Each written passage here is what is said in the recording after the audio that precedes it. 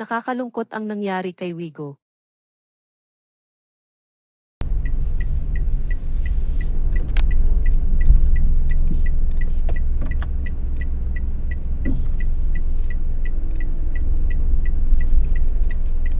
Hirap lang talaga ito magiging.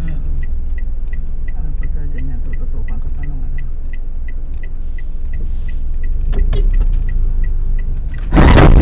Tama mo. Diyos ko. Wala siya. Batik siya oh. Ito ang nangyari kay Wigo. Nalaglag ang headlight at nayupi ang kaha matapos kumayod ang unahang part sa side ng isang Mazda na may gasgas lang sa gilid after ng incident. Nakakalungkot ang nangyari kay Wigo.